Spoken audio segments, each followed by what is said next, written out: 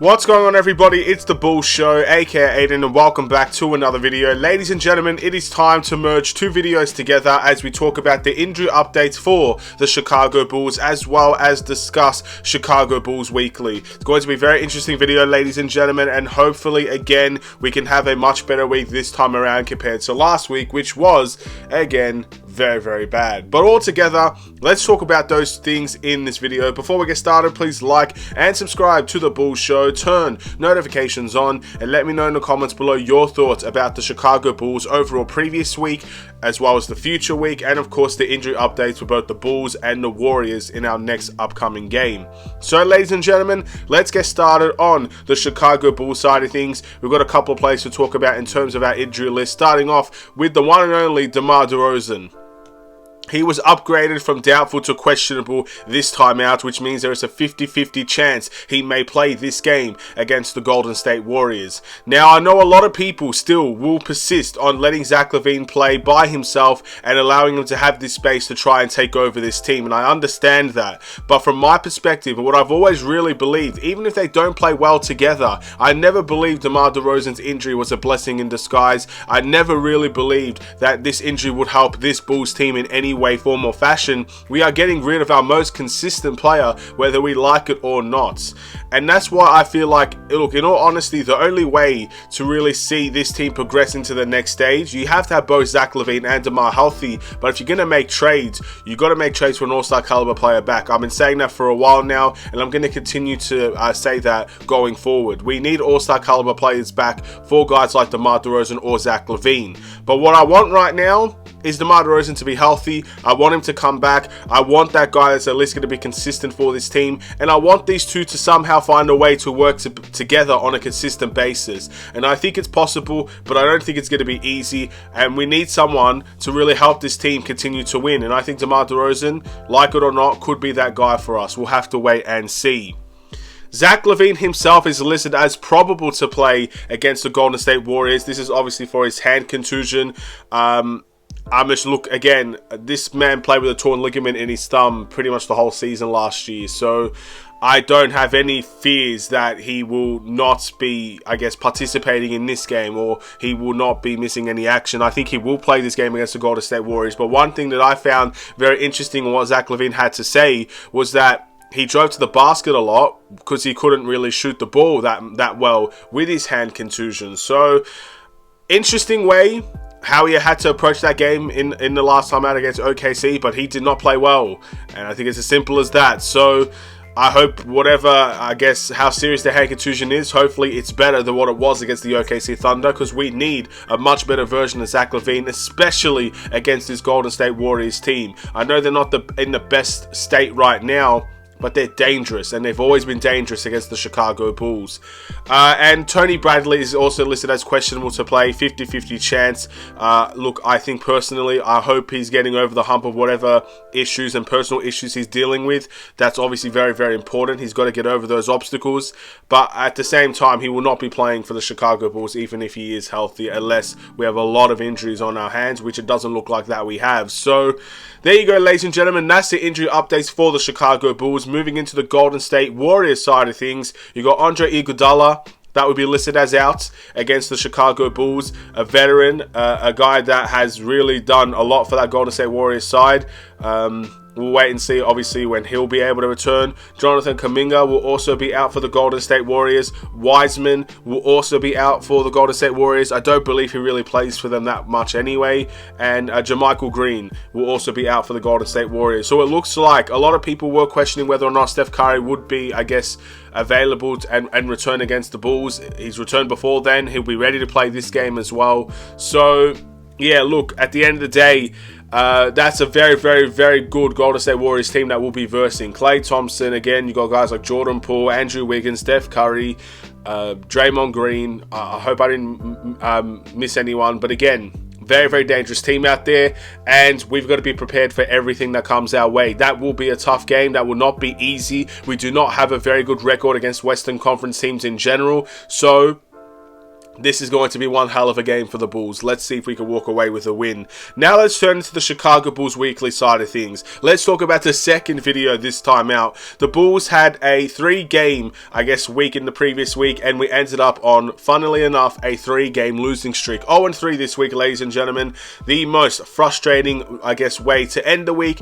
Look, we started this week very optimistic. I think most of us have ended this week extremely frustrated with this Bulls team, and we have every right to feel that way. The first game was against the Boston Celtics, and we lost this game 107-99. This is obviously a loss that hurts, but I think it hurt because we saw DeMar DeRozan get injured. And then obviously we could not really, come back the full way. We showed a lot of heart in that game like we do against good teams for the most part. We fought well. Zach LaVine carried us in the fourth. Zach LaVine almost single-handedly won us that game. But it wasn't meant to be. They got out to a very late run, and Boston ends up taking that win. We tied the season series with the Boston Celtics. Then you turn to the Washington Wizards, one of our worst losses of our season. No Bradley Beal, no Porzingis, and a couple of other guys that were out as well.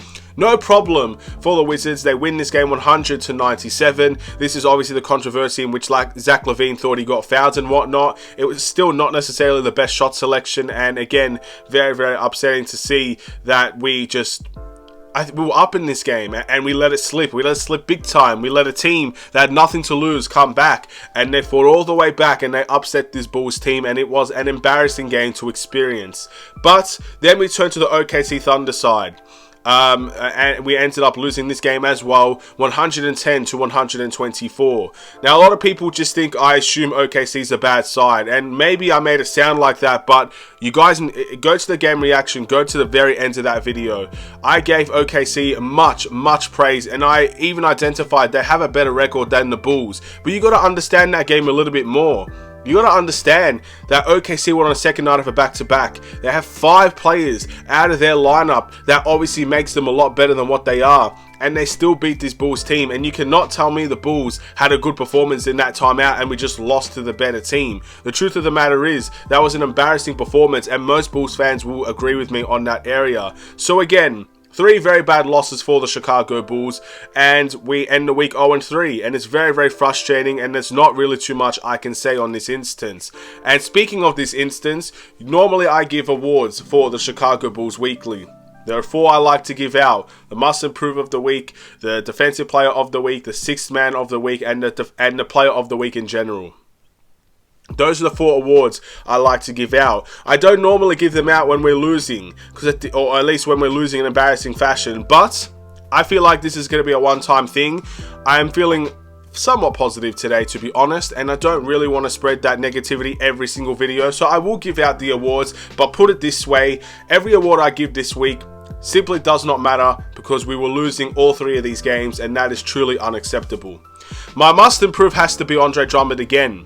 And I do believe this is partly because of Billy Donovan as well. He didn't even play in the last game against the Oklahoma City Thunder, and they went small. We had the chance to put Andre Drummond in the lineup and create some mismatches of our own, but we didn't do it. Billy Donovan's obsession with small ball without a small ball center is really hurting this Bulls team. I completely and utterly rate Derrick Jones Jr. I think he's one of the candidates for the Sixth Man of the Week award. Once again, for the last 3 weeks, that's how I felt about Derrick Jones Jr., or at least the last 2 weeks. But at the end of the day, he's not a small ball center, and I'm tired of seeing him as such when we have we have 2 centers realistically in Tony Bradley, in Andre Drummond, even in Marco, that are capable of playing that center role. Yet we're still seeing Derrick Jones there a lot, and a lot of people might feel happy about it now, might feel fine about it now, but last season, there were so many people complaining about it, and I'm one of those people that's still complaining about it now. Derrick Jones is much better as a forward compared to a center, and that's really all I got to say on that situation. And Andre Drummond is my must improve, because when he has been playing, let's be honest, he's not been that great the last couple of weeks, but he's not even getting a lot of minutes to really show what he can do. So he has to step it up. I don't think there's any other way to describe it. And if he does step it up, maybe Billy Donovan will be able to trust him more. But I think both of them go hand in hand on why we're seeing small ball and why obviously Andre Drummond is not playing to the standard that we know he can. Sixth man of the week. this is a tough one to give. I will still probably give it to Coby White. At the end of the day, with Coby White, he had an unbelievable last game. He's played very, very solid recently. I felt like he's the only one that really cared in that last game against OKC. He was the only person that had a positive plus-minus as well. And just the overall week has been solid for Coby White. Scoring-wise, again, maybe outside of OKC, it's not been fantastic, but there's other areas that he's making improvements in, and that is a big thumbs up from me.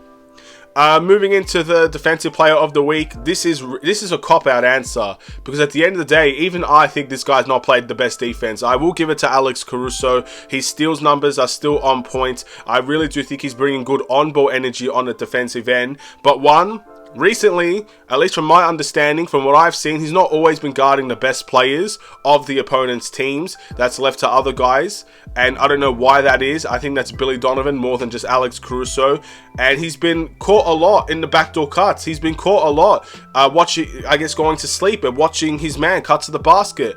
It's happened a lot with Alex Caruso. We can't ignore it. We see it, but at the end of the day, I do feel like everybody else is kind of suffering the same way, including guys like Coby White, who I think has been phenomenal on the defensive end. He's probably the next guy I would give it to be honest.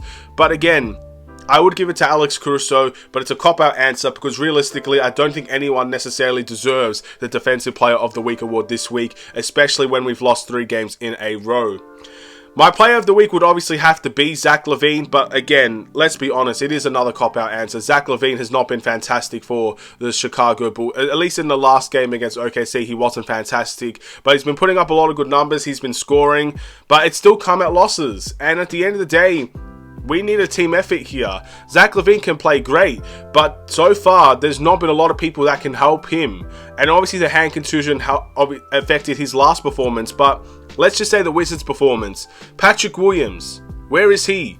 Where has he been in terms of actually helping him and elevating his game? Zach LaVine I'm talking about. Where has Ayo been? Another guy, look, both of these guys are very, very close in my opinion for the Must Improve Award of the week. I'm fully convinced about it. Those 2 guys did not show up at all this week.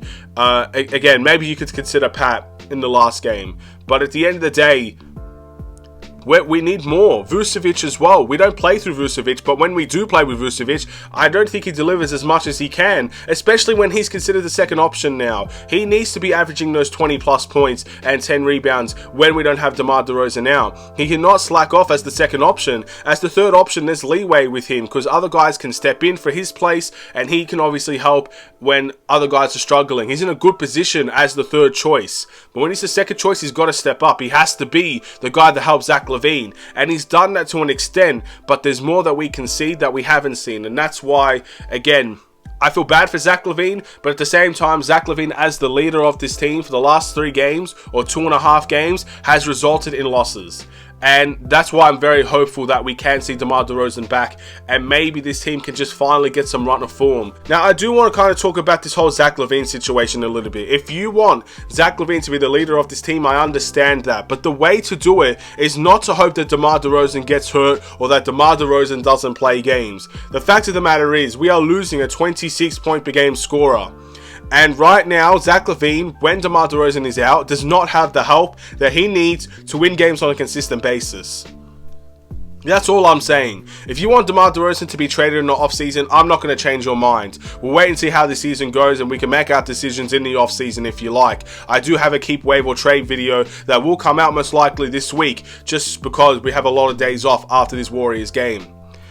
But the way to do it, in my opinion, is not to neglect DeMar DeRozan. If you want him gone, that's up to you, but we need someone in return that will have the same value but in different ways to the Chicago Bulls team. And if we can't get that, then Zach LaVine in this current state with this current team will not get us anywhere. We will be back where we were 2 years ago. We'll be a tanking team. And if that's what you want, fair enough, that's what you want. I won't change your mind. But if you're really persistent on winning in this stretch and next season and the season after that, then the answer is not to hope DeMar gets injured. It's as simple as that. So I'm very, very happy that DeMar DeRozan could potentially return very soon.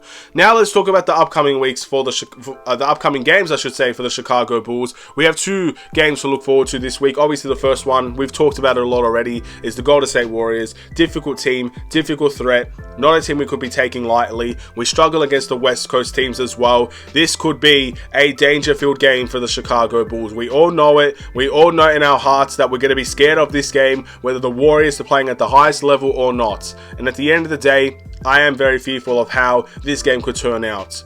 The next game, I believe this is the game that we're going to be going into Paris. It's going to be a whole unique experience. It's going to be a situation where, again, this might start off a lot of things for the Bulls, maybe in terms of internationally, playing a game internationally. And I think it's very, very good for the NBA. In all honesty, we versed the Detroit Pistons. I believe this is obviously technically Detroit's home game.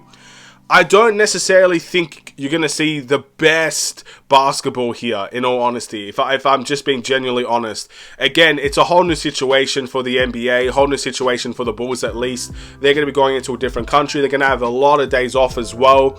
And again, it's not going to be the same for them as playing in Chicago or as playing in Detroit. Now, I hope the energy is still there. I hope the atmosphere is loud and just excited to see us. I really hope that's how it is, because that will obviously help the basketball game itself. But in terms of the quality of basketball, I don't necessarily expect the best, and I don't think we're going to see the best by the Bulls or by the Pistons. What I do expect is, whether we're playing our best basketball or not, the Bulls need to walk away with a win in this game.